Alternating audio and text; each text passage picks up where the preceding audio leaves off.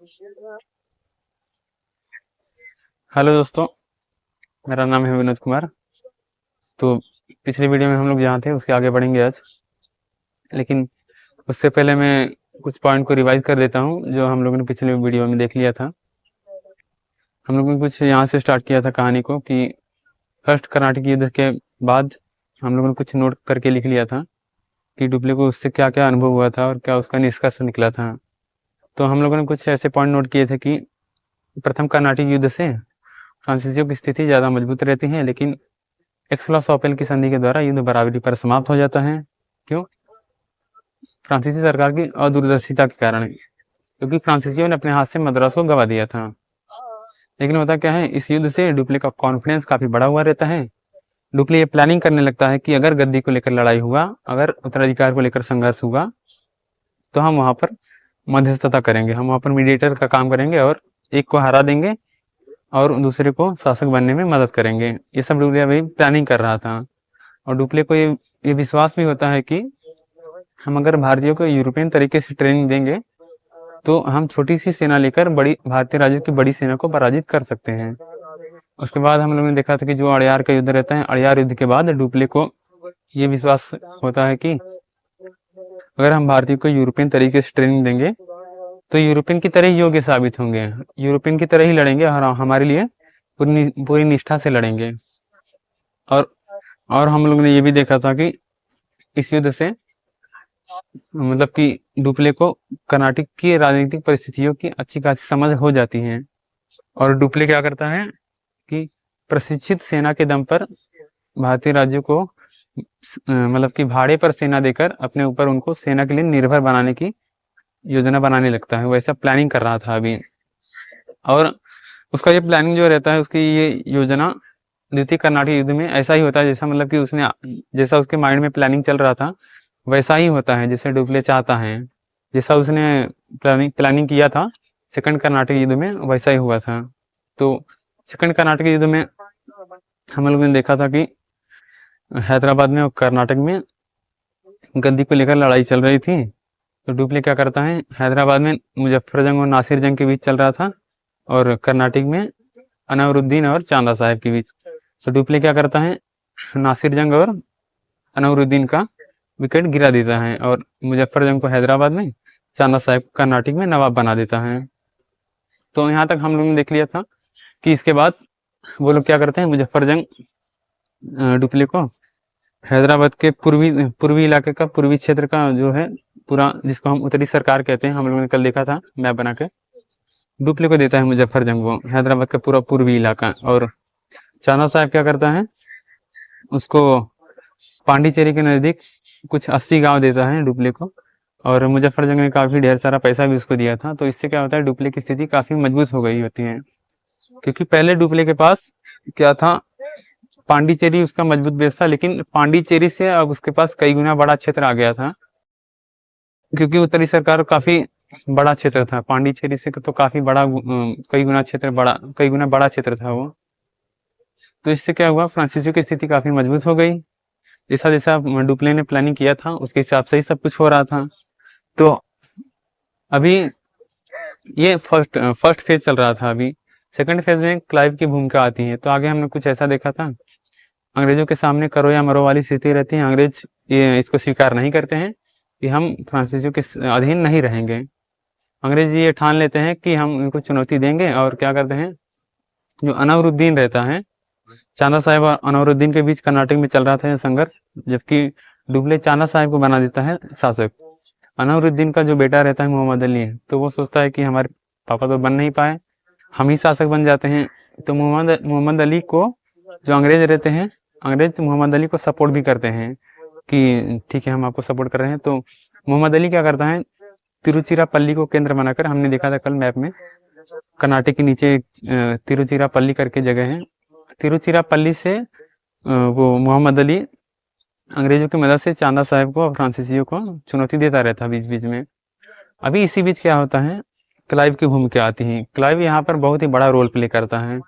Clive आता है, Clive ने क्या किया, अर्काट को जीतने की योजना बनाई और अर्काट को जीत भी लिया क्लाइव ने। तो इस सफलता से क्या हुआ, कर्नाटक क्षेत्र में अंग्रेजों का दबदबा हो गया। अंग्रेजों का दबदबा हो गया कर्नाटक क्षेत्र में, और कर्नाटक क्षेत्र में फ्रांसीसियों का जो नियंत्रण था वो मतलब कि अभी नहीं रह गया। अभी कर्नाटक क्षेत्र में अंग्रेजों का नियंत्रण था अभी, और हैदराबाद में फ्रांसीसियों का।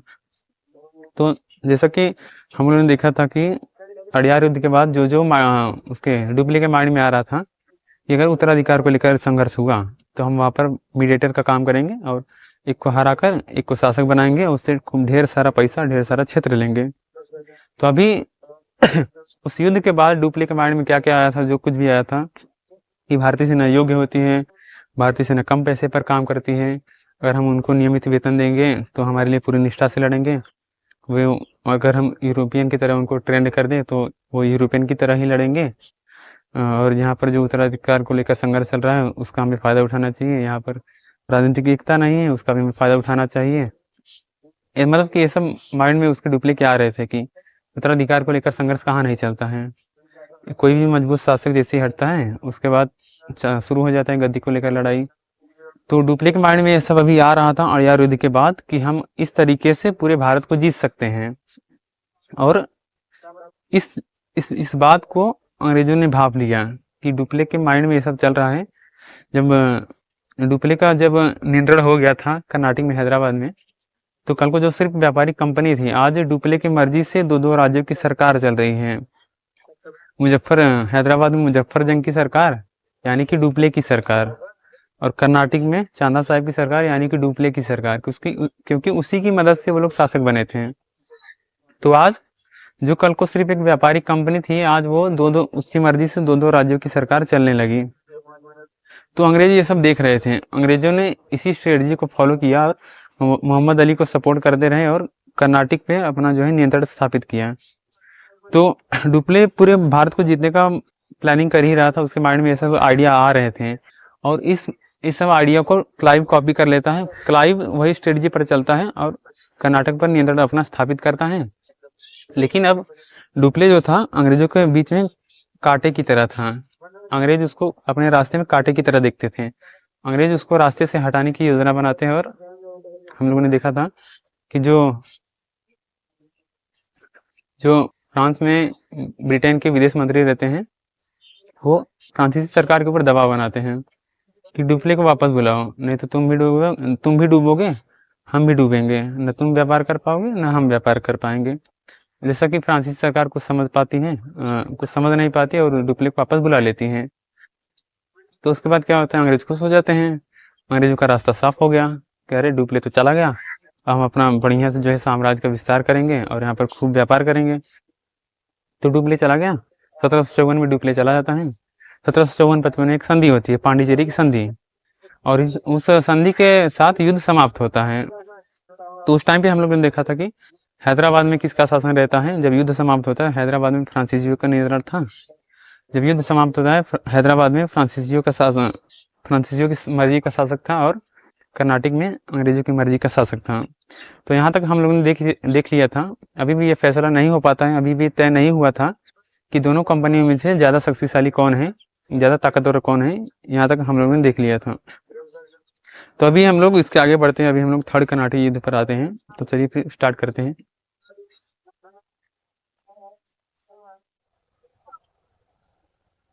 तो अब हम लोग बातचीत शुरू करते हैं तीसरे कर्नाटक युद्ध के बारे में। तो देखते हैं तीसरे कर्नाटक युद्ध में क्या क्या घटनाएं घटी। तीसरा कर्नाटक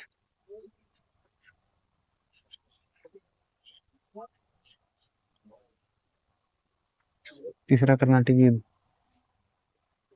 तो अगर बात करें तीसरे कर्नाटक युद्ध की, तो उस टाइम पे जो ब्रिटेन और फ्रांस के बीच एक 7 साल का युद्ध चल रहा था। 1756 से 1763 तक 7 साल का युद्ध चल रहा था, जिसे हम कहते हैं सप्तवर्षीय युद्ध। और ये युद्ध क्यों लड़ा जा रहा था? उपनिवेशों में वर्चस्व को लेकर। मेरे ख्याल से शायद आप लोगों को पता होगा उपनिवेश का मतलब क्या होता है, फिर भी मैं एक बार बता देता हूँ।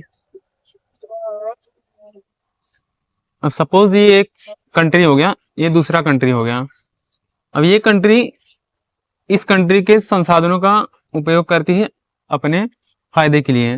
ये कंट्री इस कंट्री के पैसे का, इसके क्षेत्र का, इसके लोगों का शोषण करती है अपने फायदे के लिए। तो ये देश इस देश का उपनिवेश हो गया। अगर हम एग्जाम्पल ले तो भारत आजादी से पहले ब्रिटेन का उपनिवेश था।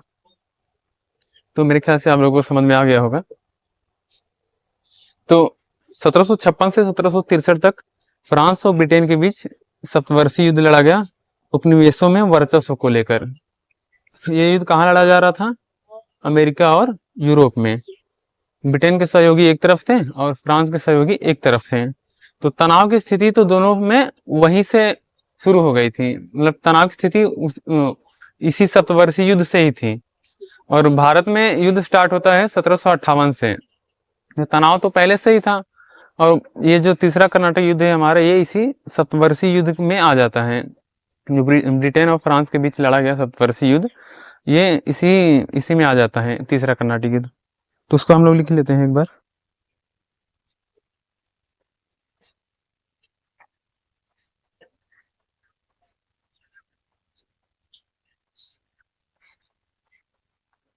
ब्रिटेन एवं फ्रांस,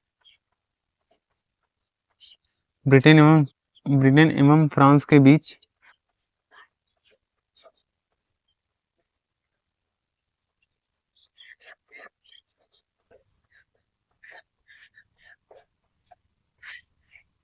उपनिवेशों में वर्चस्व को लेकर सप्तवर्षीय युद्ध लड़ा गया। सप्तवर्षीय युद्ध लड़ा जा रहा था। सॉरी, एक काम करिएगा, सप्तवर्षीय युद्ध ब्रिटेन एवं फ्रांस के बीच उपनिवेशों में वर्चस्व को लेकर सप्तवर्षीय युद्ध, ब्रैकेट में कर लीजिएगा, 1756 से 63। और ये हमारा तीसरा कर्नाटक युद्ध कब से कब तक चला था? 1758 से 63 तक। तो यहाँ पर आपको 58 की जगह 63 भी सॉरी 58 की जगह आपको 56 भी देखने को मिल सकता है। 1756 63 या 1758 से 63, आपको 58 की जगह 56 भी देखने को मिल सकता है। ब्रिटेन एवं फ्रांस के बीच उपनिवेशों में वर्चस्व को लेकर सप्तवर्षीय युद्ध लड़ा जा रहा था।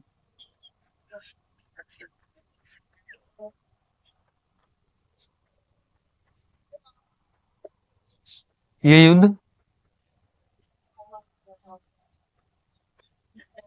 यूरोप एवं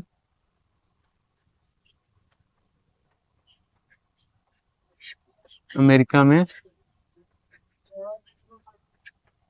लड़ा जा रहा था।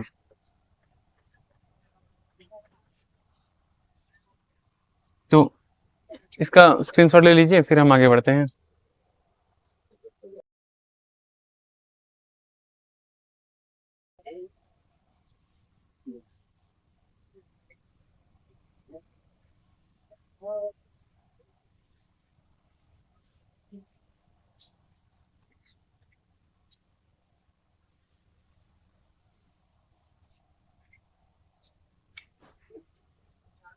अगर हम लोग उसके आगे की घटना की बात करें तो तनाव की स्थिति तो दोनों में पहले से ही बनी हुई थी, और भारत में भी तनाव की स्थिति बनती है दोनों के बीच। और जो ये था क्लाइव ने सेकंड कर्नाटिक युद्ध में कर्नाटिक क्षेत्र पर अपना नियंत्रण स्थापित किया।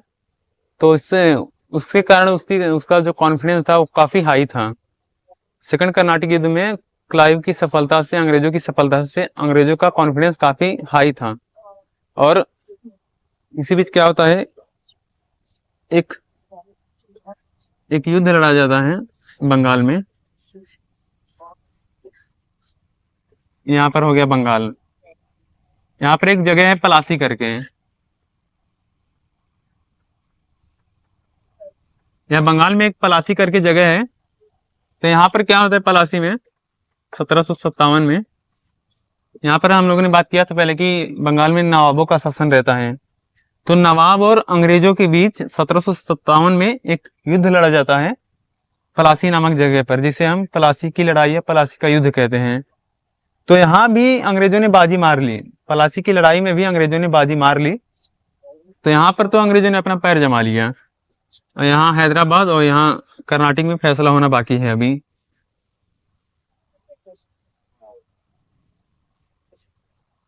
तो जैसा कि हम लोगों ने बात किया, भारत में भी दोनों दोनों कंपनियों के बीच तनाव की स्थिति बनती है, और दूसरे कर्नाटक युद्ध में सफलता से अंग्रेजों की स्थिति, अंग्रेजों का जो कॉन्फिडेंस था वो काफी बढ़ा हुआ था। और उसी बीच 1757 में क्या होता है कि अंग्रेजों ने बाजी मार ली पलासी में, पलासी का युद्ध अंग्रेजों ने जीत लिया 1757 में। तो उसके कारण क्या होता है, अंग्रेजों की स्थिति काफी मजबूत हो गई, और अंग्रेजों का जो कॉन्फिडेंस था वो भी काफी ऐसा जुम जुम करके उनका कॉन्फिडेंस काफी हाई हो गया। अंग्रेजों का कॉन्फिडेंस पहले से ही बढ़ा हुआ था, अभी पलासी की लड़ाई से, पलासी का युद्ध जीतने से अंग्रेजों का कॉन्फिडेंस काफी ऊपर हो गया और उनकी स्थिति काफी मजबूत हो गई। तो ये सब पॉइंट हम लोग लिख लेंगे एक बार।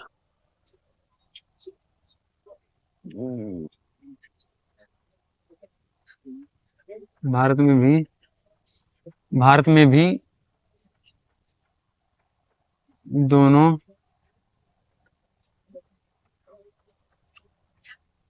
कंपनियों के बीच तनाव की स्थिति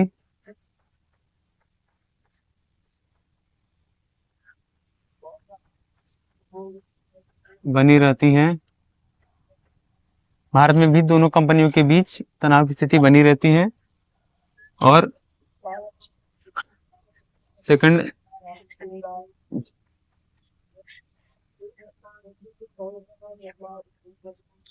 कर्नाटक युद्ध से, सेकंड कर्नाटक युद्ध में सफलता से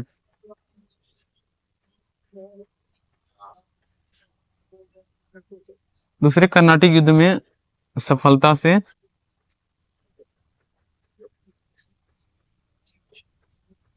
अंग्रेजों की महत्वाकांक्षा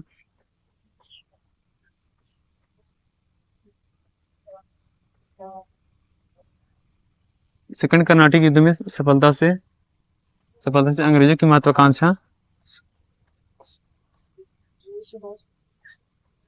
बढ़ जाती हैं,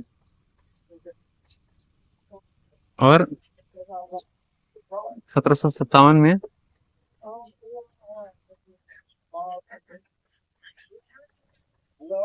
पलासी 1757 में पलासी युद्ध की सफलता से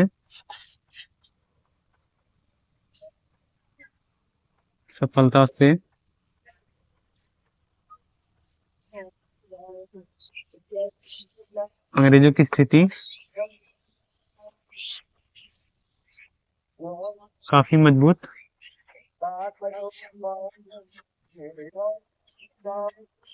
हो जाती हैं।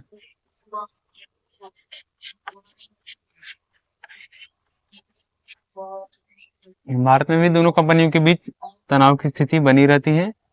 सेकंड कर्नाटक युद्ध में सफलता से अंग्रेजों की महत्वाकांक्षा बढ़ जाती है, और 1757 में पलासी युद्ध की सफलता से अंग्रेजों की स्थिति काफी मजबूत हो जाती है।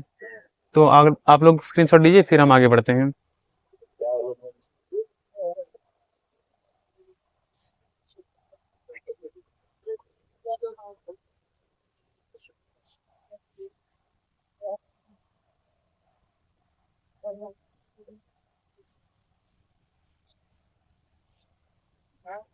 अगर उसके आगे हम लोग बात करें तो उसके आगे घटना कुछ ऐसी घटती है कि भारत में होती है युद्ध की शुरुआत।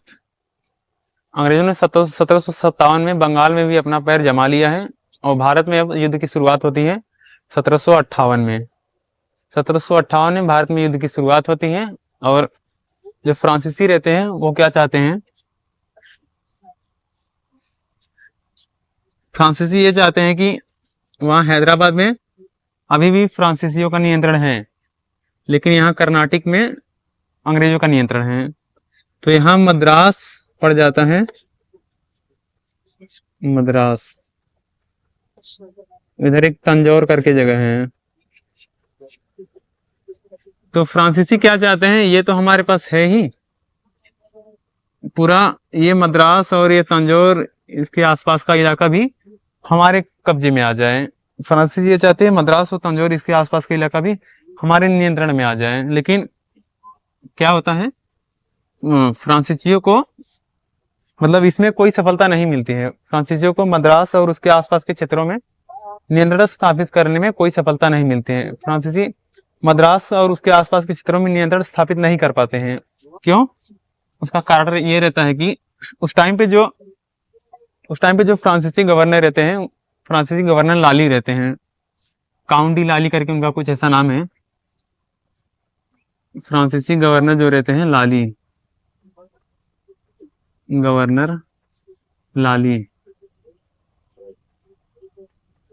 और जो उस टाइम पे जो फ्रांसीसी सेनापति रहते हैं, फ्रांसीसी सेनापति उनका नाम रहता है कुछ डास, डास करके एक शख्स का नाम आता है जो कि फ्रांस के सेनापति रहते हैं उस टाइम पे। फ्रांसीसी सेनापति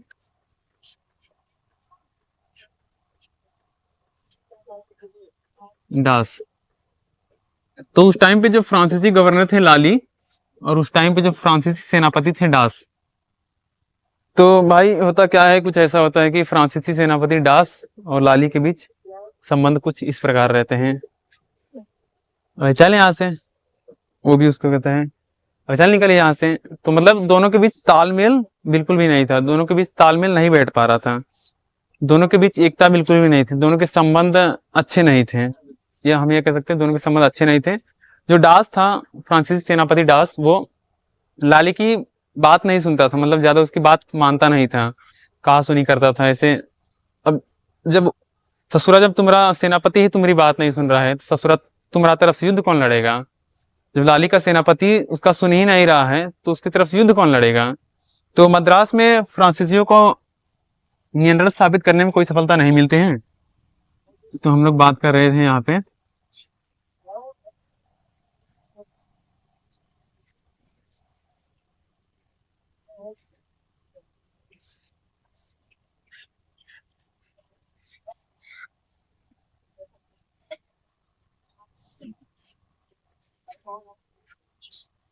ये हो गया हैदराबाद, ये हो गया कर्नाटक। तो यहाँ मद्रास में तो फ्रांसीसियों को सफलता हासिल करने, नियंत्रण स्थापित करने में कोई सफलता नहीं मिलती है। क्यों? उसका कारण मैंने बता दिया कि जो फ्रांसीसी गवर्नर रहते हैं लाली और फ्रांसीसी सेनापति डास, उन दोनों के बीच अच्छे संबंध नहीं थे। जब भाई किसी का सेनापति ही उसकी बात नहीं सुनेगा तो वो कैसे किसी युद्ध को जीतेगा? युद्ध में मेन पॉइंट तो सेना ही होती है ना। फिर उसके बाद क्या होता है देखिएगा, अभी क्लाइव यहाँ पर है। 1757 में हमने बात किया कि क्लाइव बंगाल में बाजी मार लेता है। अभी देखिए क्या होता है, क्लाइव ऐसे बैठ के टुकुर टुकुर देखता रहता है, ससुरा तुम लोग कुछ गलती करो, हम उसका फायदा उठाएंगे, तुम लोग कुछ गलती करो। क्लाइव मौके की फिराक में रहता है। अब देखिएगा ये लाली क्या करता है, ये थोड़ा सा बकलोले ही करेगा यहाँ पे। देखिए ये गलती करेगा और लाली मौके की फिराक में ही रहता है। क्या करता है देखिएगा, अभी लाली क्या करता है, यहाँ मद्रास में नियंत्रण स्थापित करने के चक्कर में रहता है लाली। तो जो सेनापति था यहाँ पे डास, लाली की बात नहीं मानता था। तो फिर उस टाइम पे हमने बात किया कि यहाँ पर अभी भी फ्रांसीसियों का नियंत्रण था। तो यहाँ पर जो फ्रांसीसी सैनिक अधिकारी रहते हैं, फ्रांसीसी सैनिक अधिकारी बूसी करके एक सैनिक अधिकारी रहते हैं। यहाँ पे अभी फ्रांसीसियों का नियंत्रण है और यहाँ पर जो फ्रांसीसी सैनिक अधिकारी हैं बूसी। तो अब देखिए ये क्या खचराई करता है यहाँ पे। तो लाली क्या सोचता है कि जो डास है हमारी बात तो सुन नहीं रहा है, हम क्या करते हैं बूसी को यहाँ पे बुला लेते हैं, क्योंकि बूसी के पास उस टाइम पे सेना थी। तब देखिए लाली इसको कहता है बूसी को कि बबुआ तुम अपना सेना लेकर यहाँ पे आ जाओ, हम इसको जीत लेंगे तो तुम अपनी सेना लेकर चले जाना।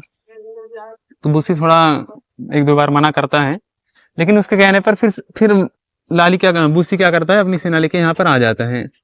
अब देखिए क्या करता है क्लाइव कहता है रे बबुआ, हम इसी मौके के फिराक में थे, अब तुम गलती किया और हम तुम रख ना छोड़, तो अब देख क्या करते हो हम। अब देखिएगा क्लाइव क्या करता है। जैसे ही लाली ने बूसी को यहाँ पर बुलाया, क्लाइव कहता है चुट्टा तुम लोग पूरा हैदराबाद साफ कर दिए। अभी हैदराबाद में देखता है क्लाइव कि फ्रांसीसियों की सेना नहीं है। क्लाइव देखता है कि बूसी अपनी सेना लेकर के चला गया है मद्रास में। अब देखता है क्लाइव पूरा हैदराबाद में फ्रांसीसियों की सेना नहीं है। अब क्लाइव देखिए इस मौका का फायदा कैसे उठाता है। क्लाइव क्या करता है, जैसे ही बूसी अपनी सेना यहाँ पर लेके आया, क्लाइव यहाँ से एक सेना भेजता है बंगाल से, और बंगाल से अपनी सेना यहाँ पे भेजता है। क्लाइव बंगाल से एक सेना यहाँ पे भेजता है। क्लाइव की सेना यहाँ पे आके पूरा बंगाल को पैक कर देती है। अभी पूरा हैदराबाद अंग्रेजों के नियंत्रण में चला गया। तो अब देखो यहाँ पर पूरा हैदराबाद अंग्रेजों के नियंत्रण में चला गया। क्लाइव कहता है हट ससुरा, हमारा शासन रहे तो हमारा, कर्नाटक में भी, हैदराबाद में भी, बंगाल में तो हम है ही। तो लाली कहता है तो चुट्टा तुम कर्नाटक में भी शासन करेगा, हैदराबाद में भी। क्लाइव कहता है तो तुम बकलोल ही करेगा, हमको मौका देगा तो हम छोड़ देंगे क्या। तो अभी देखिए फ्रांसीसियों के हाथ से कर्नाटक तो पहले ही जा चुका था, अभी फ्रांसीसियों के हाथ से हैदराबाद भी जा चुका है, और अंग्रेज उस रास्ते पर है अभी जो रास्ता डुप्ले ने अपनाया था। जिस रास्ते पर डुप्ले चलने वाला था उस रास्ते पर अभी अंग्रेज हैं। उस रास्ते में अंग्रेज काफी आगे जा चुके हैं। पहले अंग्रेजों ने डुप्ले को आगे हटाया, रास्ते से हटाया।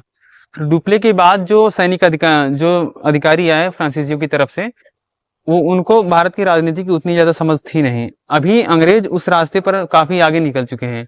अंग्रेजों ने कर्नाटक में अपना पैर जमाया, यहाँ पर नियंत्रण स्थापित किया, और यहाँ पर तो उन्होंने शुरू कर ही दिया है। हमने बात किया पलासी की लड़ाई, अंग्रेज जीत चुके हैं। तो अभी क्या हो गया, ये पूरा क्षेत्र अंग्रेजों के हाथ में आ गया।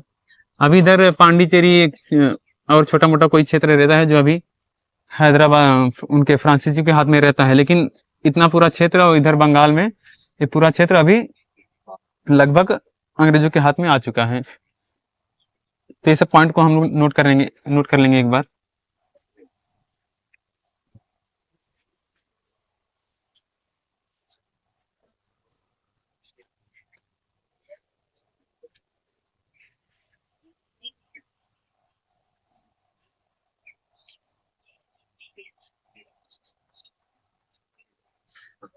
लिख लेंगे 1758 में भारत में युद्ध की शुरुआत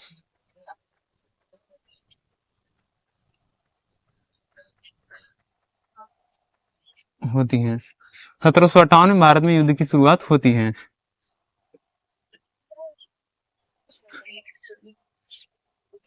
1758 में भारत में युद्ध की शुरुआत होती है,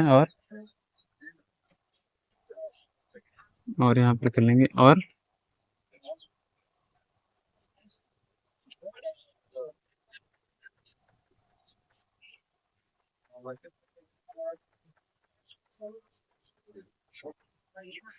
फ्रांसीसियों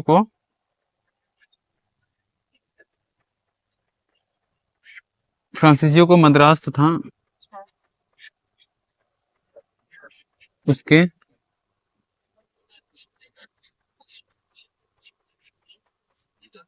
आसपास के क्षेत्रों पर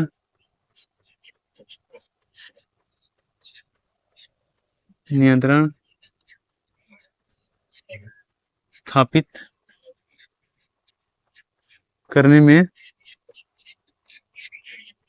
कोई सफलता नहीं मिली, और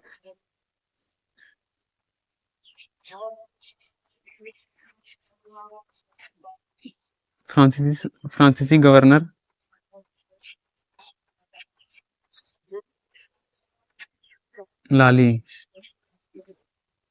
गवर्नर लाली और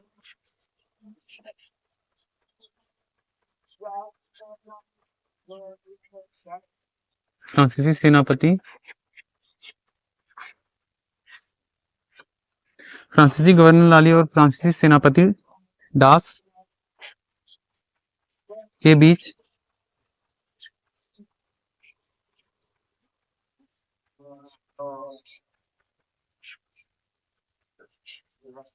अच्छे संबंध नहीं थे। 1758 में भारत में युद्ध की शुरुआत होती है और फ्रांसीसियों को मद्रास तथा उसके आसपास के क्षेत्रों पर नियंत्रण स्थापित करने में कोई सफलता नहीं मिली और फ्रांसीसी गवर्नर लाली और फ्रांसीसी सेनापति दास के बीच अच्छे संबंध नहीं थे, क्योंकि अभी आप लोग स्क्रीनशॉट लीजिए फिर हम आगे बढ़ते हैं।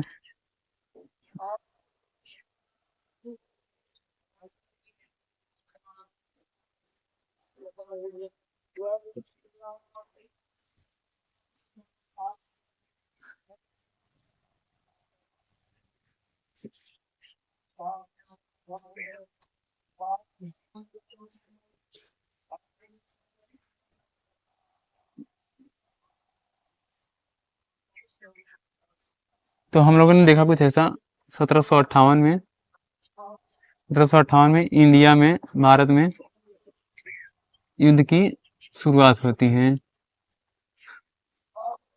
1758 में भारत में युद्ध की शुरुआत होती है। फ्रांसीसियों को मद्रास तथा उसके आसपास के क्षेत्रों पर नियंत्रण स्थापित करने में सफलता नहीं मिलती है, नहीं मिली। और हम लोगों ने क्या देखा, फ्रांसीसी गवर्नर लाली और फ्रांसीसी सेनापति दास के बीच अच्छे संबंध नहीं थे।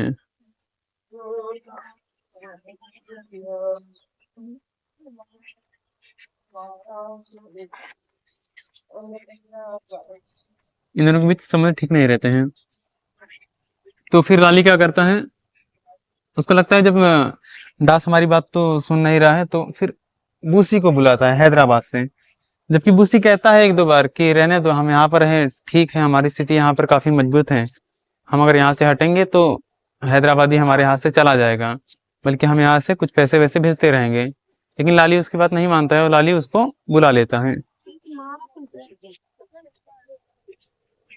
1758 में युद्ध की शुरुआत होती है। मद्रास तथा उसके आसपास के क्षेत्रों में क्षेत्रों पर नियंत्रण स्थापित करने में कोई सफलता नहीं मिली। फ्रांसीसी गवर्नर लारी और फ्रांसीसी सेनापति दास के बीच अच्छे संबंध नहीं थे। इसी बीच उसके आगे लिखेंगे, इसी बीच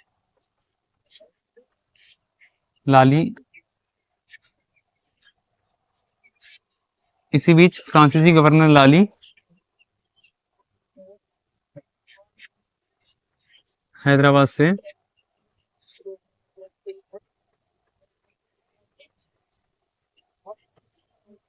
फ्रांसीसी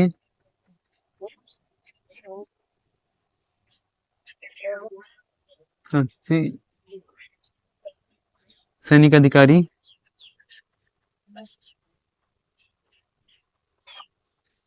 इसी बीच लाली ने हैदराबाद से फ्रांसीसी सैनिक अधिकारी बूसी को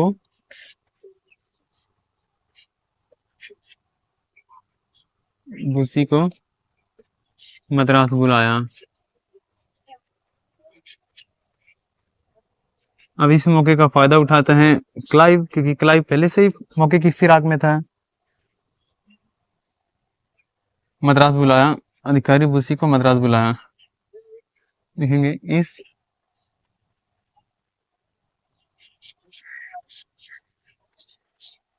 मौके का फायदा उठाते हुए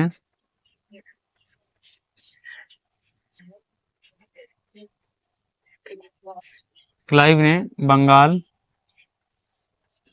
से एक सेना हैदराबाद भेजकर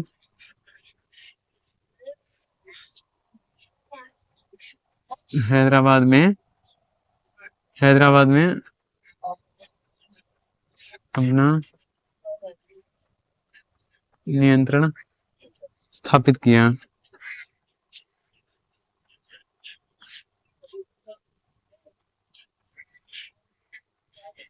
इससे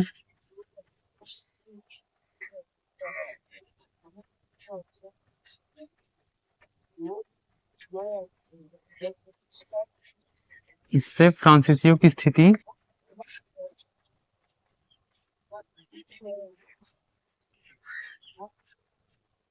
कमजोर हुई। 1758 में भारत में युद्ध की शुरुआत होती है। फ्रांसीसियों को मद्रास तथा उसके आसपास के क्षेत्रों पर नियंत्रण स्थापित करने में कोई सफलता नहीं मिलती है। फ्रांसीसी गवर्नर लाली और फ्रांसीसी सेनापति डास के बीच अच्छे संबंध नहीं रहते हैं। इसी बीच लाली क्या करता है, हैदराबाद से फ्रांसीसी सैनिक अधिकारी बूसी को मद्रास बुलाता है। इस मौके का फायदा उठाते हुए क्लाइव ने बंगाल से एक सेना हैदराबाद भेजकर हैदराबाद में अपना नियंत्रण स्थापित किया। इससे फ्रांसीसियों की स्थिति कमजोर हुई। तो अब आप लोग स्क्रीनशॉट लीजिए, फिर हम आगे बढ़ते हैं।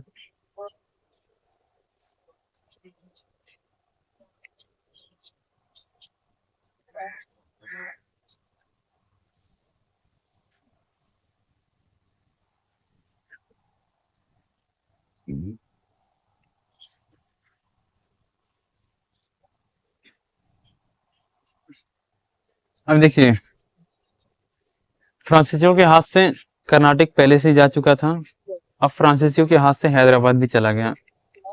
अभी अंग्रेजों की स्थिति काफी मजबूत हो गई। अंग्रेजों का कॉन्फिडेंस झुम झुम करके ऐसा ऊपर आ गया और फ्रांसीसियों की स्थिति काफी कमजोर हो गई। तो फिर अब क्या होता है, फ्रांसीसियों के यही कई छोटे मोटे इधर उधर केंद्र रह जाते हैं। बाकी फ्रांसीसियों के पास ऐसा कुछ ज्यादा बचा नहीं रहता है। फ्रांसीसियों की स्थिति भी, उनका हालत पूरा खराब हो जाता है फ्रांसीसियों का। फिर आगे देखिए क्या होता है।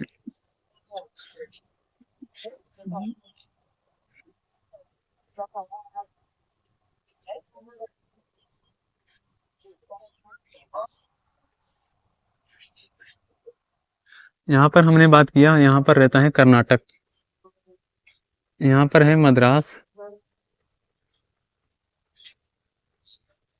यहाँ पर है पांडिचेरी।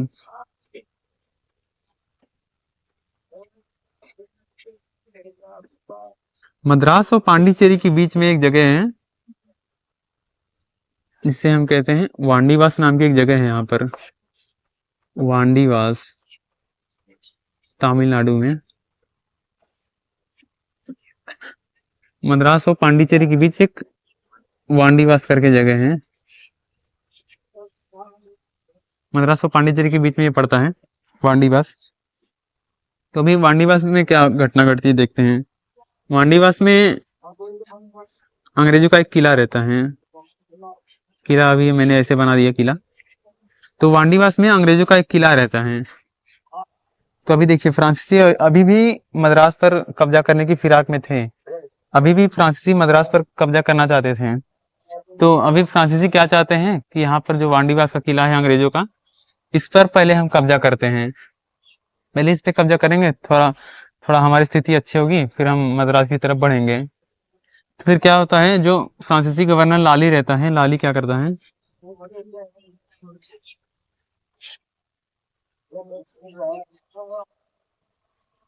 थोड़ा ऊपर लिखता हूं मैं, वांडीवास। वांडीवास में अंग्रेजों का किला रहता है। अभी जो फ्रांसीसी गवर्नर लाली रहता है, लाली इस पे कब्जा करने की कोशिश करता है। लाली अपनी सेना लेके आता है और अपनी धीरे धीरे धीरे जिसको घेराबंदी करने की कोशिश करता है। तो घेराबंदी करना स्टार्ट ही किया था। तो उस टाइम पे जो ब्रिटिश सैनिक अधिकारी रहते हैं,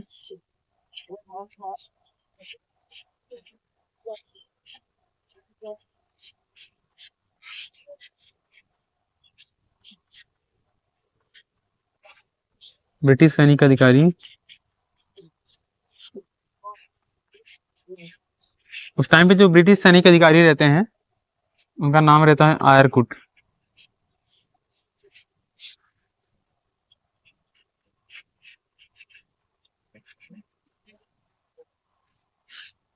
ब्रिटिश सैनिक अधिकारी आयरकुट रहते हैं। तो अब देखिए क्या होता है, लाली लेके गया अपनी सेना वांडीवास में, जो अंग्रेजों का किला है उस पे घेराबंदी करने की कोशिश कर रहा है। तो अब देखिए, आयरकुट देख गया। अब आयरकुटवा पगलाया, "अरे चुट्टा है, तुम लोग क्या कर रहा है बे?" तो लाली कहता है, "दिख नहीं रहा है बे, हम अंग्रेजों के किले पे कब्जा कर रहे हैं।" तो आयर कुटवा कहता है, "रे बकलोलवा, ते हमारा पहचाना नहीं?" तो लाली कहता है, "नहीं नहीं पहचाना।" तो आयर कुटवा कहता है, "रुक ससुरा, तो रख हम बताते हैं, हम ब्रिटिश सैनिक अधिकारी आयरकुट हैं।" तो लाली कहता है, "उत्तरी ससुरा, ये कहाँ से आ गेल हो?" तो फिर अब इन इसके बाद क्या होता है, अभी आयरकुट और लाली के बीच युद्ध होगा, घमासान युद्ध। तो देखिए, फ्रांसीसियों की तरफ से कौन है, लाली, और अंग्रेजों की तरफ से ब्रिटेन। अंग्रेजों की तरफ से कौन है, आयरकुट।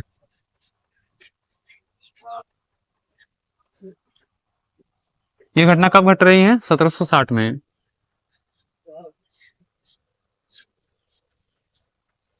1760 में ये घटना घट रही है।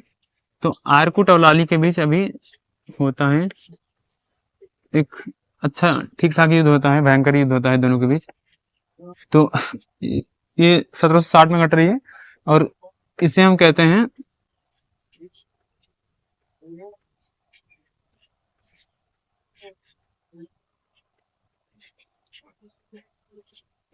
वांडीवास का युद्ध। तो ये कब हुआ था, 1760 में।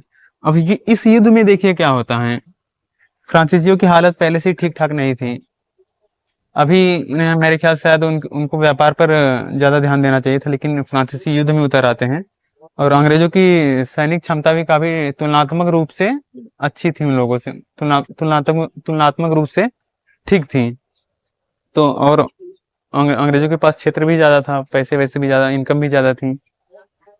तो अब यहाँ पर क्या होता है, जो फ्रांसीसी सेना रहती है, वो यहाँ पर आत्मसमर्पण कर देती है। मतलब यहाँ पर फ्रांसीसियों की निर्णायक रूप से हार होती है, फ्रांसीसी सेना आत्मसमर्पण कर देती है।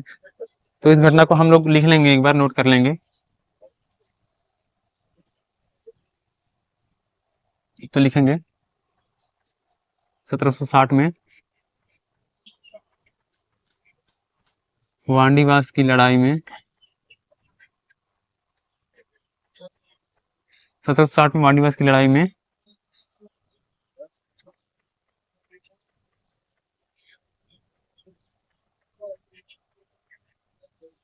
फ्रांसीसियों की निर्णायक हार हुई। मतलब फ्रांसीसी सेना हार मान जाती है कि अब हम युद्ध नहीं लड़ेंगे, अब हम हार मानते हैं। 1760 में वांडीवास की लड़ाई में फ्रांसीसियों की सेना फ्रांसीसियों की निर्णायक रूप से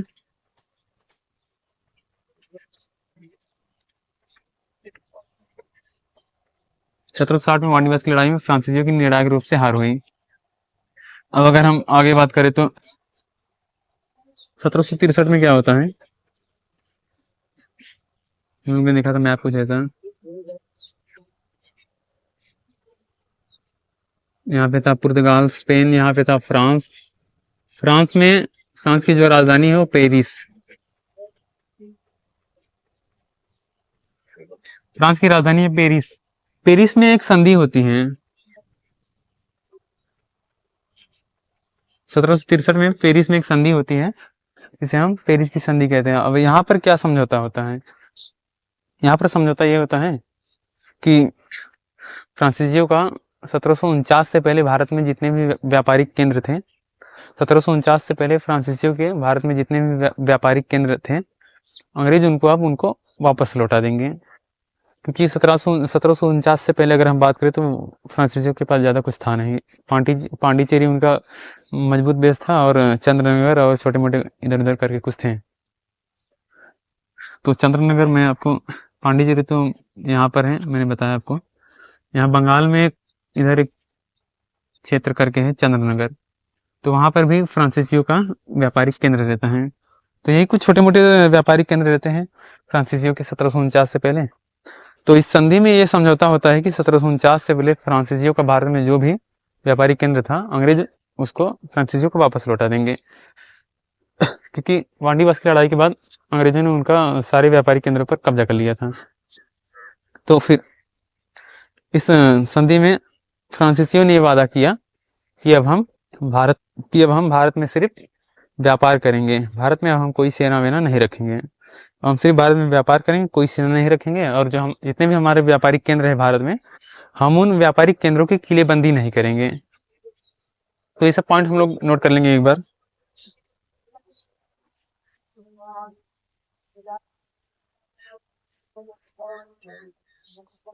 1763 में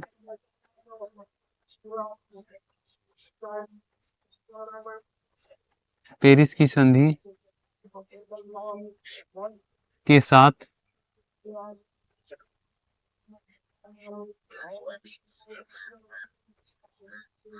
यह युद्ध समाप्त हुआ। समझौता हो गया, मतलब कि युद्ध समाप्त हो गया। अभी निर्णायक निर्णायक हार का मतलब क्या, कि उस फ्रांसीसी सेना ने आत्मसमर्पण तो कर ही दिया था। अब यहाँ पर ये समझौता होता है, और जो सप्तवर्षीय युद्ध था वो खत्म हो जाता है। पेरिस में संधि हुआ, तो उसके साथ जो सप्तवर्षीय युद्ध चल रहा था वो खत्म हो जाता है, क्योंकि फ्रांस के जितने भी सहयोगी रहते हैं एक तरफ, ब्रिटेन के सहयोगी एक तरफ रहते हैं, फ्रांस और फ्रांस के सहयोगियों की भी ये हार मानी जाएगी ना। अगर फ्रांस की हार हुई तो जो उसके सहयोगी थे उनकी भी हार मानी जाएगी, और जो ब्रिटेन थे उसके जो सहयोगी थे उनकी भी जीत मानी जाएगी। तो फ्रांस यहाँ पर बुरी तरीके से हारता है। 1763 में पेरिस की संधि के साथ यह युद्ध समाप्त होता है, और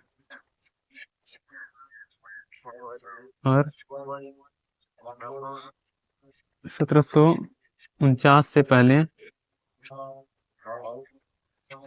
फ्रांसीसियों का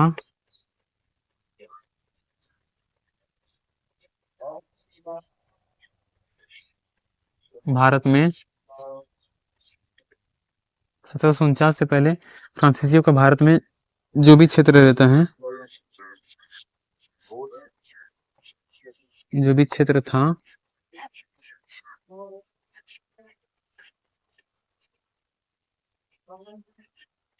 अंग्रेजों ने उसे वापस लौटाया।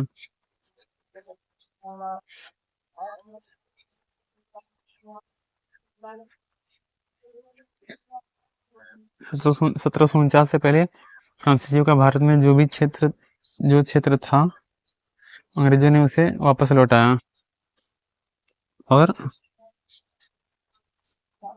फ्रांसीसियों ने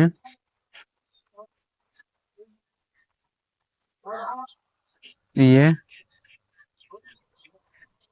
फ्रांसीसियों ने फ्रांसीसियों ने ये वादा किया कि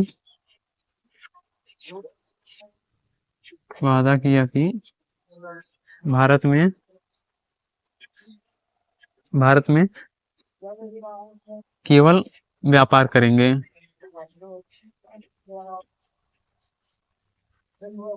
भारत में केवल व्यापार करेंगे,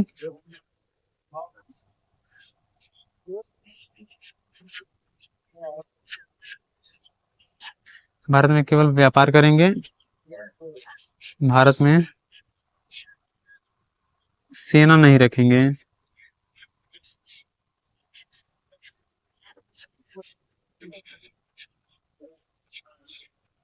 और और व्यापारिक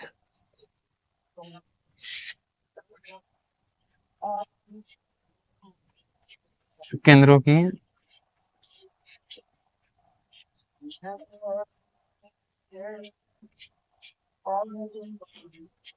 व्यापारिक केंद्रों की किलेबंदी नहीं करेंगे।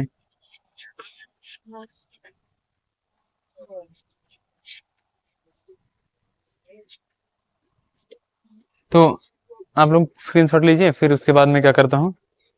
कर्नाटक में जैसे युद्ध शुरू हुआ था, कर्नाटक कर्नाटक में हम लोगों ने जो जो पढ़ा अभी तक, मैं उसको एक शॉर्ट तरीके से, एक शॉर्ट उसका समरी बनाकर शॉर्ट में उसको मैं रिवाइज कर देता हूँ। तो आप लोग स्क्रीनशॉट लीजिए, फिर हम चर्चा करेंगे।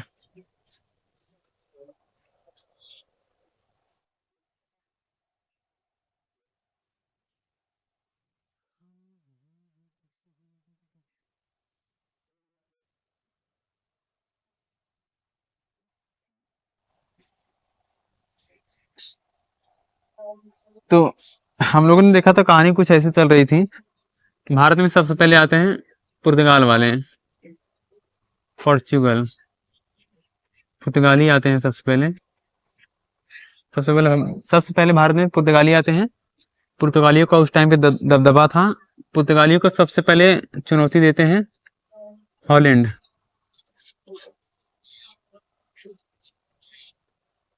सबसे पहले पुर्तगालियों को चुनौती दी हॉलैंड ने। फिर इस मैदान में एंट्री मारता है ब्रिटेन। ब्रिटेन ने इसकी हालत तो खराब की कि इसकी भी हालत खराब कर दी। फिर इस मैदान में एंट्री मारता है फ्रांस।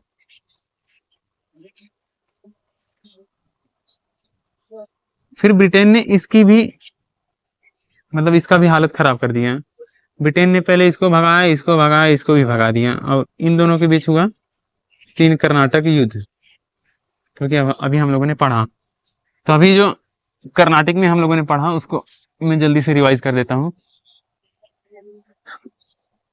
आप लोग शॉर्ट सिनॉप्सिस बनाते चलिएगा, फुल डिटेल्स नोट के साथ। आप लोग एक सिनॉप्सिस मतलब 10 पेज का उसका एक शॉर्ट में करके उसकी एक छोटी सी समरी बना के 1-2 पेज में ऐसे शॉर्ट नोट्स बनाते चलिएगा, क्योंकि एग्जाम टाइम पे आपको वही काम आएगा रिवीजन करने में।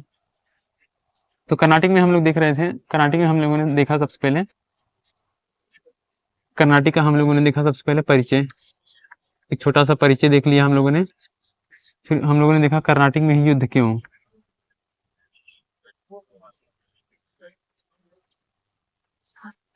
युद्ध क्यों।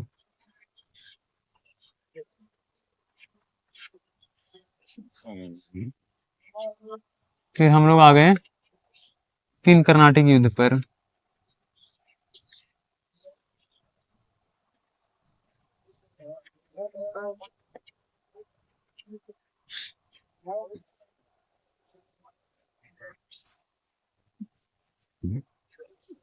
हाँ, तो सबसे पहले हम लोगों ने कर्नाटक का परिचय देखा, फिर हम लोगों ने देखा कर्नाटक में ही युद्ध क्यों, उसके बाद हम लोगों ने देखा प्रथम कर्नाटक युद्ध, फिर सेकंड कर्नाटक युद्ध, फिर थर्ड कर्नाटक युद्ध। तो परिचय में हम लोगों ने कुछ ऐसा देखा था कि जो यूरोपीय व्यापारी कंपनियां रहती हैं पूर्वी तमिलनाडु क्षेत्र के लिए, पूर्वी तमिलनाडु क्षेत्र के लिए कर्नाटक शब्द का प्रयोग करती हैं। और हम लोगों ने बात किया कि उस टाइम पे और औरंगजेब का नियंत्रण था वहां पे, क्योंकि वहां पे निजाम का शासन रहता है, निजाम मुगलों का ही अधिकारी रहता है। तो उस टाइम पे और औरंगजेब के शासनकाल में मुगलों का नियंत्रण था वहां पे। उसके बाद हम लोगों ने देखा था, उसके आगे कुछ हम लोगों ने ऐसा देखा था कि जैसे निजाम ने जैसे मुगलों की कमजोरी का फायदा उठाते हुए स्वतंत्र व्यवहार किया, उसी तरीके से कर्नाटक अधिकारियों के द्वारा भी किया गया। निजाम मुगलों की कमजोरी का फायदा उठाते हुए, जिस प्रकार मुगलों की कमजोरी का फायदा उठाते हुए निजाम ने स्वतंत्र व्यवहार करना शुरू किया,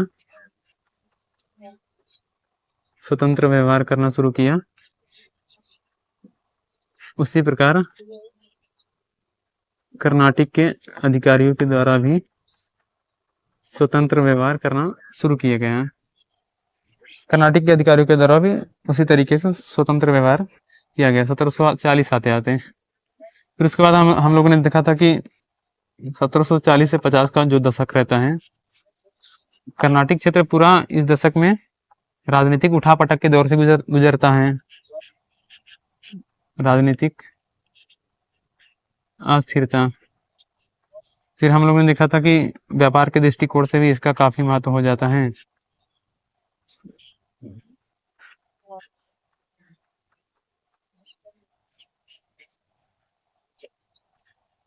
व्यापार के दृष्टिकोण से भी इसका महत्व काफी हो जाता है। अगर हम लोगों ने एग्जाम्पल देखा तो कुछ ऐसा दिखा था, कपड़ों और मसालों का व्यापार यहाँ पर ज्यादा होता था, और हिंद महासागर, हिंद महासागर, हिंद हिंद महासागर और साउथ ईस्ट एशिया, दक्षिण दक्षिण पूर्वी एशिया के क्षेत्र से और हिंद महासागर के क्षेत्र से होने वाले व्यापार के दृष्टिकोण से भी इसका काफी महत्व हो जाता है, क्योंकि इसका लोकेशन ही ऐसे पॉइंट पे था, यहाँ पे था, तो यहाँ पर इसके भी नजदीक पड़ गया, पूरा इस इलाके के भी नजदीक पड़ जाता है। फिर उसके बाद हम लोगों ने बात किया था कर्नाटक क्षेत्र में ही युद्ध क्यों। तो यहाँ पर हम लोगों ने चर्चा किया था कुछ ऐसा कि जो यूरोपीय व्यापारिक कंपनियां रहती हैं, उनके जो मुख्यतः जो क्षेत्र रहते हैं व्यापारिक केंद्र, उनके जो व्यापारिक केंद्र रहते हैं वो मुख्यतः तटवर्ती क्षेत्रों में ही रहते हैं, जैसे बंगाल हो गया, गुजरात हो गया, तमिलनाडु के क्षेत्र में। तो ऐसे ही पूरा इनका जो अंग्रेजों यूरोपीय व्यापारिक कंपनियों का जो व्यापारिक केंद्र रहता है वो तटवर्ती इलाकों में ही था। तो लिख लेंगे शॉर्ट में, यूरोपीय व्यापारिक कंपनियों के व्यापारिक केंद्र मुख्यतः तटवर्ती इलाकों में ही थे, तटवर्ती क्षेत्रों में ही थे। और हम लोग ने देखा था कि पश्चिम भारत में अगर हम लोग बात करें तो पश्चिम भारत में हमने देखा था मराठे थे,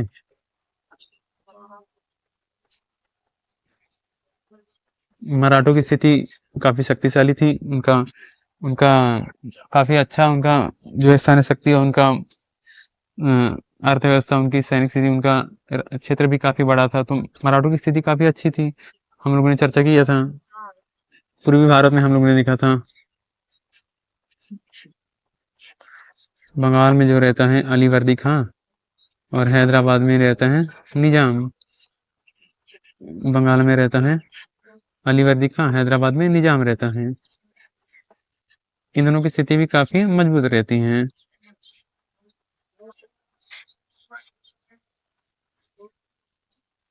और हम लोग ने देखा था कि कर्नाटक ही जो है जो राजनीतिक अस्थिरता के दौर से गुजर रहा था।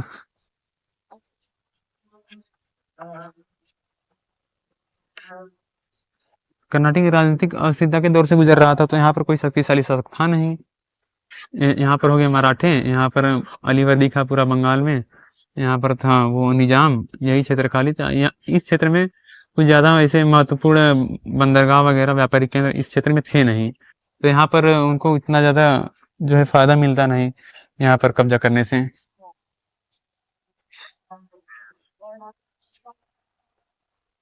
तो उसके बाद हम लोग आ गए थे प्रथम कर्नाटक युद्ध पर। हम लोगों ने शुरुआत किया था कि शुरुआत कुछ ऐसी होती है, ऑस्ट्रिया में चल रहा होता है उत्तराधिकार, उस उत्तराधिकार के युद्ध में ब्रिटेन और फ्रांस भी शामिल रहते हैं एक दूसरे के विरोध में, तो इसमें भी उत्तराधिकार के मुद्दे पर चल रहा होता है, और इसमें भी शामिल रहते हैं ब्रिटेन और फ्रांस भी शामिल रहते हैं इस युद्ध में। तो तनाव पहले से ही रहता है। उसके बाद हम लोगों ने देख लिया था कि ऑस्ट्रिया में उत्तराधिकार का युद्ध चल ही रहा था। आगे हम लोगों ने देखा था कि युद्ध की शुरुआत कैसी होती है। शुरुआत ऐसे होती है, जो फ्रांसीसी गवर्नर डुप्ले रहता है, डुप्ले मद्रास के गवर्नर को, डुप्ले क्या करता है, मद्रास के गवर्नर को प्रस्ताव देता है। हम लोगों ने चर्चा किया था उस टाइम पे। मद्रास गवर्नर प्रस्ताव देता है कि हम भारत में युद्ध नहीं करेंगे, यूरोप में जो भी चल रहा है हमें भारत में युद्ध नहीं करना है।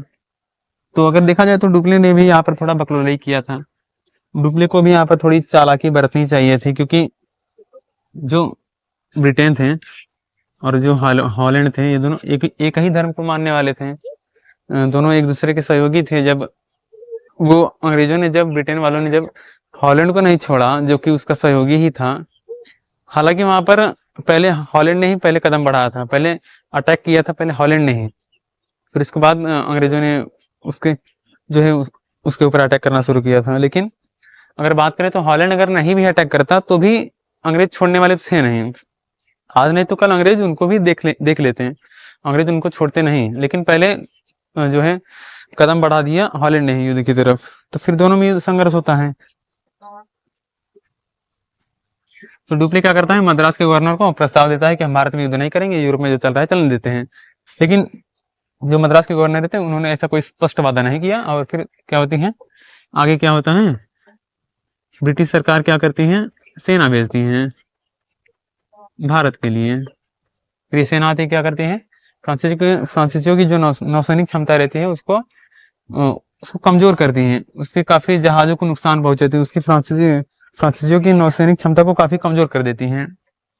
फिर उसके बाद हम लोगों ने देखा था कि डुप्ले का फ्रांसिस डुप्ले का जो है नौसैनिक क्षमता कमजोर हो जाता है। डुप्ले क्या करता है, हम लोगों ने बात किया था यहाँ पर कि यहाँ पर रहता है अफ्रीका, यहाँ पर एक मेडागास्कर द्वीप करके है, तो इसके जस्ट पूर्व में अगर हम जाए तो यहाँ पर है मॉरिशस करके। तो मॉरिशस में रहता है लाबोर्डने, जो कि फ्रांसीसियों का ही सैनिक अधिकारी रहता है। तो डुप्ले लाबोर्डने से मदद मांगता है। फिर लाबोर्डने क्या करता है, लाबोर्डने आता है,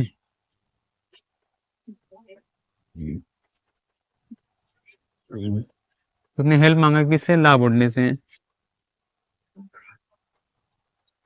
लाबोर्डने से। फिर लाबोर्डने आता है, मद्रास को पूरी तरीके से पैक कर देता है, और फिर क्या करता है, कुछ पैसे वैसे लेकर वापस चला जाता है। लाबोर्डने कहता है कि हमें तो बस अपना हिसाब बराबर करना था, क्योंकि फ्रांसीसियों को ऐसा अनुमान था कि अगर आज हमने अगर कब्जा किया है मद्रास पे, तो अंग्रेजों की नौसैनिक क्षमता हमसे मतलब कि ज्यादा मजबूत है, ऐसा उनका अनुमान था। तो फ्रांसीसी क्या करते हैं, वो लाबोर्डने क्या करता है, वापस चला जाता है, क्योंकि उसको लगता है आज नहीं तो कल ब्रिटेन हमें यहाँ से रिप्लेस कर देगा। तो कहता है हमें तो बस अपना जो है वसूलने से मतलब था, अपना बदला ले लिया, अब हम जाते हैं वापस। फिर लाबोर्डने कहता है, तुम्हारे बंगले में हमारा क्या काम है, हम तो अपना मॉरिशस में ही मस्त हैं। फिर मॉरिशस में वापस आ जाता है, सेटल हो जाता है बढ़िया अपना अच्छा खासा। उसके बाद क्या होता है, डुप्ले वापस से कब्जा कर लेता है मद्रास पे। मद्रास पर डुप्ले पुनः कब्जा कर लेता है।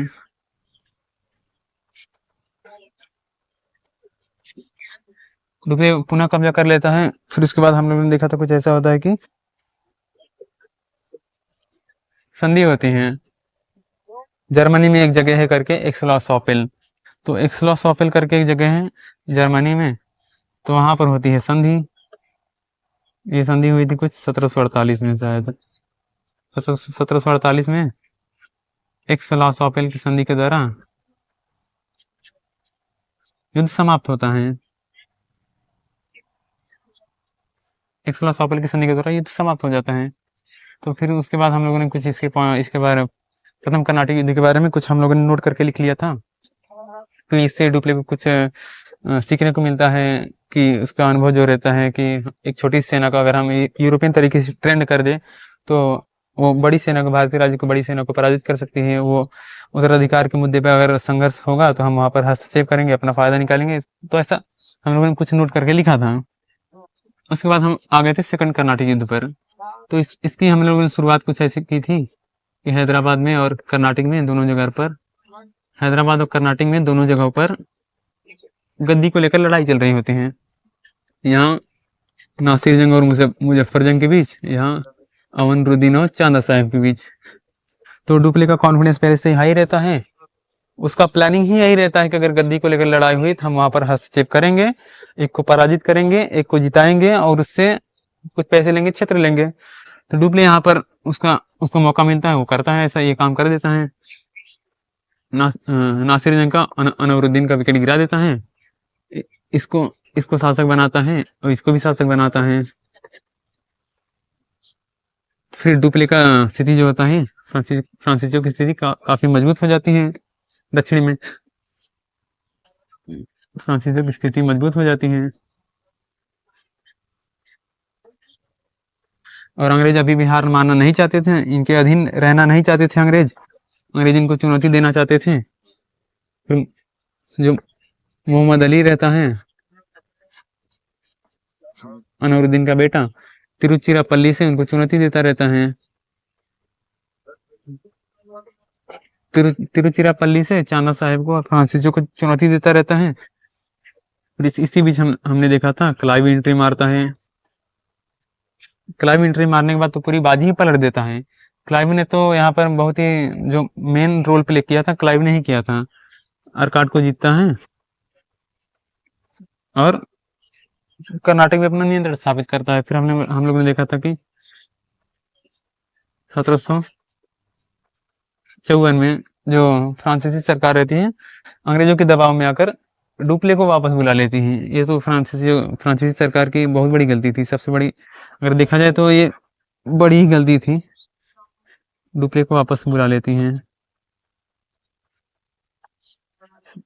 यहाँ पर अगर फ्रांसीसी सरकार अगर डुप्ले को छोड़ देती भारत में और उसे थोड़ा सपोर्ट करती तो हो सकता था हमें इतिहास में कुछ और पढ़ने को मिल सकता था। खैर वो जो होना था हो गया। डुप्ले को वापस बुला लेती है। फिर 1754 या 55 में पांडिचेरी की संधि होती है। पांडिचेरी की संधि के साथ हम लोगों ने देखा था युद्ध समाप्त होता है। हैदराबाद में रह जाते हैं फ्रांसीसियों की मर्जी के शासक, कर्नाटक में रह जाते हैं अंग्रेजों की मर्जी के शासक और युद्ध समाप्त होता है। द्वितीय कर्नाटक युद्ध यहाँ पर समाप्त हो जाता है। फिर हम लोगों ने बातचीत शुरू किया था तीसरे कर्नाटक युद्ध पर। तो यहाँ पर हम लोगों ने देखा था कुछ ऐसा होता है। युद्ध की शुरुआत कैसे होती है? सप्तवर्षीय युद्ध लड़ा जा रहा था 1756 से 1763 तक। तनाव यहाँ से बना हुआ था।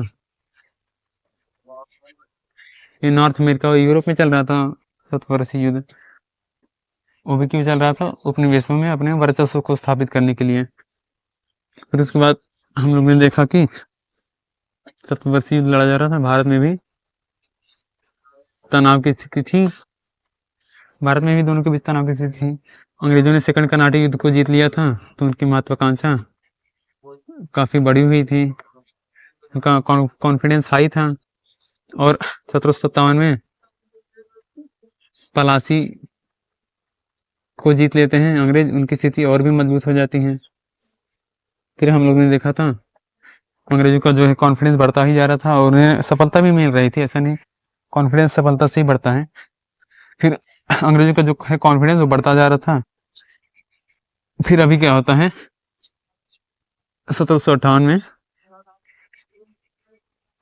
भारत में युद्ध की शुरुआत होती है। फ्रांसीसियों को मद्रास और आसपास के क्षेत्रों में सफलता नहीं मिलती है। तो फिर जो क्योंकि डास था, फ्रांसीसी सेनापति डास लाली की बात ही नहीं सुनता था। ये लाली क्या करता है? लाली हैदराबाद से उसके बाद क्या करता है? लाली हैदराबाद से बुस्सी को बुला लेता है मद्रास में। इस मौके का फायदा उठाता है क्लाइव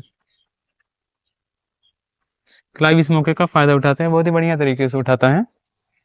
अभी अंग्रेजों के फ्रांसीसी के हाथ से कर्नाटक गया, हैदराबाद भी गया। फ्रांसीसी की हालत एकदम खराब हो जाती है, उनकी स्थिति एकदम लल्लू पंजू जैसी हो जाती है। फिर 1760 में हमने देखा कि वांडीवास की लड़ाई होती है। फ्रांसीसी यहाँ पर बुरी तरीके से हारते हैं। फ्रांसीसी की यहाँ पर निर्णायक पराजय हुई फ्रांसीसी के यहाँ पर। उसके बाद हम लोगों ने देखा कि 1763 में पेरिस की संधि होती है। पेरिस की संधि के साथ युद्ध समाप्त हो गया। तो आप लोग अगर चाहे तो 4-5 पेज को पूरे एक पेज में समेट कर ऐसा छोटा सा शॉर्ट नोट बना सकते हैं कि यही तरीका ही, मुझे तो यही तरीका बेटर लगता है। बाकी सबका अपना अपना अलग अलग तरीका रहता है, क्योंकि अगर एग्जाम टाइम में आपके पास उतना टाइम नहीं रहेगा बड़े नोट्स को रिवाइज करने में, उतना टाइम भी नहीं मिलेगा। तो ये अच्छा तरीका माना जा सकता है। मैं तो ऐसे ही करता हूँ, बाकी आप लोग की मर्जी है। तो आई होप दोस्तों हम लोग ने यहाँ तक जो भी बातचीत किया, चर्चा किया, आप लोगों को समझ में आया होगा, आप लोगों को अच्छा लगा होगा, समझ में आया होगा। तो फिर आगे हम क्या करेंगे? आगे हम लोग अगली वीडियो में देखेंगे कि फ्रांसीसियों की कर्नाटक युद्ध में हार हुई। फ्रांसीसी हारे कर्नाटक युद्ध में, फ्रांसीसियों की हार क्यों हुई, उसका क्या कारण था कि फ्रांसीसी हार गए। तो उन कारणों पर हम अगले वीडियो में चर्चा करेंगे। तो फिर चलते हैं, मिलेंगे अगले वीडियो के साथ।